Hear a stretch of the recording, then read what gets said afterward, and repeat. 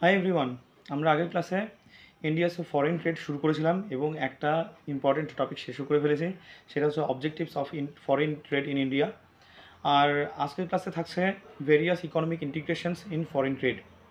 আচ্ছা, তো আজকে এই টপিকের মধ্যে ইন্টিগ্রেশনের টপিকটাতে আমরা 6টা টপিক পড়ব। খুবই ইম্পর্টেন্ট আইডিয়া দেয় ফরেন ট্রেডের। তো সেটা হচ্ছে কি 6টা: preferential trade area, free trade area, custom union, common market, economic union, monetary union. কী কী বললাম? 6টা বললাম: preferential trade area, free trade area, common union, custom union, common market or single market, economic union, আর হচ্ছে monetary union. এগুলো কিন্তু লিখে নাও সুন্দর করে।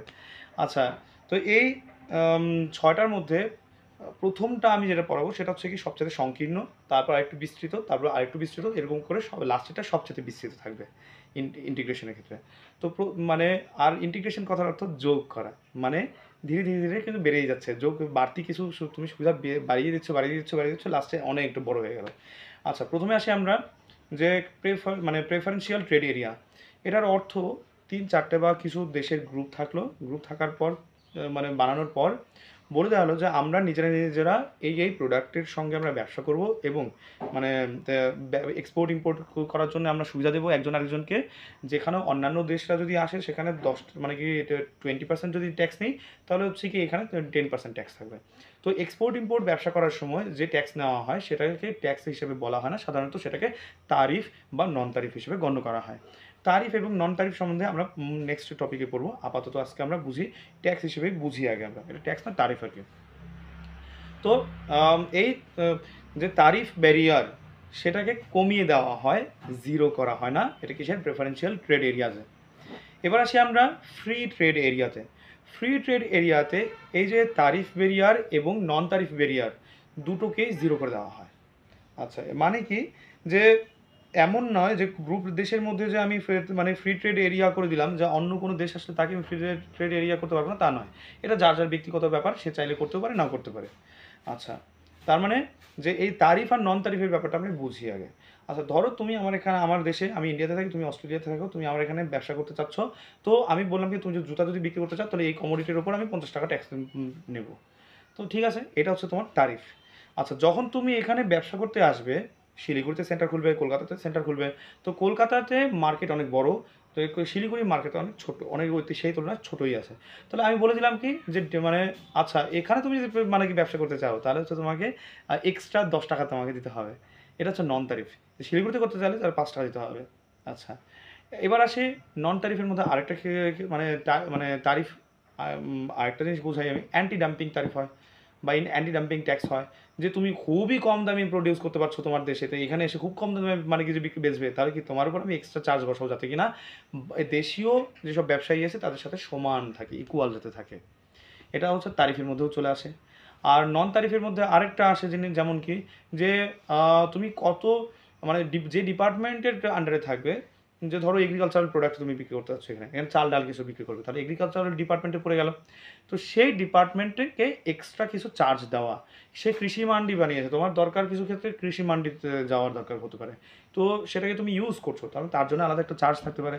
তো এটা হচ্ছে নন তারিফের মধ্যে চলে আসে। ঠিক আছে, তো ফ্রি ট্রেড এরিয়াতে তারিফ এবং নন তারিফ জিরো করে দেওয়া হয়, তবে জিএসটি বা আদার্স ট্যাক্স বা কিছু যেটা ইন্ডিয়ান বিজনেসম্যানদের কাছ থেকে যে ট্যাক্সটা এক্সট্রা নেওয়া হয় কমোডিটি হিসেবে, সেটা কিন্তু জিরো করে দেওয়া হয় না, সবাইকে ইকুয়াল হিসেবে মানা হয়। তার মানে প্রেফারেন্সিয়াল ট্রেড এরিয়াতে তারিফটাকে জিরো করা হয় না, মিনিমাম কিছু একটা রাখা হয়। ফ্রি ট্রেড এরিয়াতে তারিফ এবং নন তারিফ দুটোকেই জিরো করে দেওয়া হয়। এবার আসি আমরা কাস্টম ইউনিয়ন। কাস্টম ইউনিয়নে একই রকম পলিসি অ্যাডপ্ট করা হয়। 4-5টা দেশ মিলে একটা গ্রুপ করা হলো, সেখানে বললো যে সবাই ঠিক আছে আমরা অর্গানিক ব্যবসা করব, তো সেখানে পেস্টিসাইডের মানে অর্গানিক মানে কেমিক্যাল পেস্টিসাইড ইউজ হবে না, তো সেটাই করতে হবে। আর হচ্ছে কি দেখা গেল হচ্ছে কি কোনো একটা পার্টিকুলার ভেজিটেবলস বা তোমার হচ্ছে এগ্রিকালচারাল কমোডিটির ওপর ট্যাক্স ফ্রি করে দিল, তো যখন ট্যাক্স ফ্রি করবে তো সবাই মিলে ট্যাক্স ফ্রি করতে হলো। বা কোনো একটা প্রোডাক্ট খুব বেশি হচ্ছে কি যে সহজে প্রডিউস করা যায়, সেখানে ট্যাক্স একটু বাড়িয়ে দেওয়া হলো, তো যখন করবে তখন সবাই মিলেই করবে। তো এটা হচ্ছে কি যে কাস্টম ইউনিয়ন, যে একই রকম পলিসি অ্যাডপ্ট করা, আর সঙ্গে সঙ্গে কিন্তু ওই মানে ট্রেড ব্যারিয়ার তো মানে কি যে থাকে, মানে কিন্তু বেশিরভাগ ক্ষেত্রে এটাকে জিরো করে দেওয়া হয়। ট্রেড ব্যারিয়ার মানে তারিফ এবং নন তারিফ ব্যারিয়ার জিরো করে দেওয়া হয় কাস্টম ইউনিয়নে। এবার আসি আমরা কমন মার্কেট। কমন মার্কেটের ক্ষেত্রে কি আগেরগুলো তো থাকবেই, সঙ্গে আগেরগুলো তো অপশন মানে কি ফ্রি ট্রেড এরিয়ার তো থাকবেই, সঙ্গে কাস্টম ইউনিয়নও তো থাকবে, কিন্তু সঙ্গে এক্সট্রা থাকবে হচ্ছে যে ক্যাপিটাল এবং যে প্রোডাক্ট মানে কি বলবো লেবার এবং ক্যাপিটাল, এই দুটোও কিন্তু হচ্ছে মুভমেন্টে ফ্রিলি করতে পারবে। মানে 4-5টা দেশ মিলে ইউনিয়ন বানালাম, ওই দেশের লোকরা এখানে এসে কাজ করতে পারবে, আমার দেশের লোকরা ওখানে গিয়ে কাজ করতে পারবে, তার জন্য আলাদা করে ঝামেলা মানে পোহাতে হবে না, আলাদা করে ট্যাক্স দিতে হবে না এক্সট্রা আলাদা দেশ থেকে কাজ করতে আসছে বলেই। আবার সঙ্গে ইনভেস্টমেন্টের সময়, ক্যাপিটাল ইনভেস্টমেন্টের সময় তুমি চাইলে ওই যে গ্রুপ করা আছে সেই দেশের মধ্যেই তুমি গিয়ে ইনভেস্ট করতে পারবে, ফ্রিভাবে উন্মুক্তভাবে ইনভেস্ট করতে পারবে, যত পারো তত বেশি ইনভেস্ট করতে পারবে। হ্যাঁ, তো লিমিট দেওয়া থাকবে না। এটাই হচ্ছে তোমার কমন মার্কেট বা সিঙ্গেল মার্কেট। এবার আসি আমরা ইকোনমিক ইউনিয়ন। এটা আরও বিস্তৃত একটা কনসেপ্ট। এখানে ফ্রি ট্রেড এরিয়া থাকবে, এখানে কাস্টম ইউনিয়ন থাকবে, এখানেই কমন মার্কেট থাকবে, সঙ্গে গুডস অ্যান্ড সার্ভিসেসের মানে আদান প্রদান মানে খোলাভাবে, মানে যত খুশি যে প্রোডাক্ট পারো, যত বেশি পারো তুমি মানে ট্রেডিং করতে পারবে চাইলে।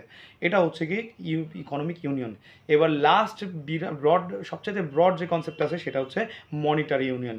এই ক্ষেত্রে না মানে 4-5টা বা গ্রুপের যতগুলো দেশ আছে সবাই একই কারেন্সি ইউজ করে। হ্যাঁ, আমরা মোটামুটি 2011-র আগে যতদূর মনে পড়বে যে ইন্ডিয়াতে কিন্তু এই ক্ষেত্রে নেপালের সঙ্গে কারেন্সি, নেপালি রুপি আর ইন্ডিয়ান রুপি প্রায় কিন্তু সবসময় চলতো। অ্যাটলিস্ট আমি দেখছি যে নর্থ বেঙ্গলে এখানে লাটাগুড়ি ইভেন্ট, মালবাজার ইভেন্ট হচ্ছে কি যে ময়নাগুড়ি, এরকম জায়গাতে নেপালি কারেন্সি চলতো, খোলামখুলাভাবে চলতো। যদিও গভর্নমেন্ট মানে কি এটা গভর্নমেন্ট অ্যালাউ করতো না ওই সময়, পরবর্তীতে সম্পূর্ণভাবে রেস্ট্রিক্ট করে দেওয়া হয়। তো মনিটারি ইউনিয়নের ক্ষেত্রে, যদিও এটা কিন্তু মনিটারি ইউনিয়ন নয়, তাহলে নেপালি রুপি চলে সারা ইন্ডিয়াতেই চলতো, কিন্তু ওই টাইমটাতে আমি নোটিস করেছি কলকাতায় গেলে কিন্তু নেপালি রুপি দিলে কিন্তু তারা অ্যাকসেপ্ট করতো না। তো মনিটারি ইউনিয়নের ক্ষেত্রে কী হয়, গোটা এন্টায়ার মানে গ্রুপের কান্ট্রির মধ্যে মানে কারেন্সি সেমই থাকে। ঠিক আছে, তো আজকে এই পর্যন্তই থাক। এরপরে নেক্সটে আমি আর একটা ক্লাসে দেবো এই চ্যাপ্টারের জন্যে, তারপরে এই চ্যাপ্টারটা আমরা কমপ্লিট করে নতুন একটা চ্যাপ্টার, ভালো চ্যাপ্টার, কঠিন চ্যাপ্টার চেষ্টা করবো আগে কঠিনগুলো শেষ করার, সেটা শুরু করবো। ভালো করে পড়ো। All the best, by.